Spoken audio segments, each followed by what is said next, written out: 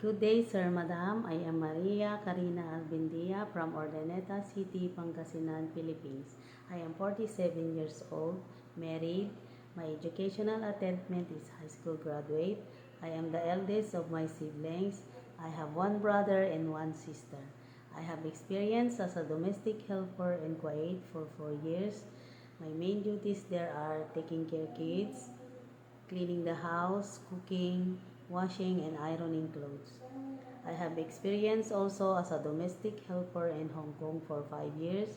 My main duties there are taking care kids, taking care newly born baby, taking care pet like dog and cat, go marketing, cooking, cleaning the house, washing and ironing clothes, and also car washing. Sir, Madam, if you choose me as your domestic helper, I will be promised that I finish my 2 years contract.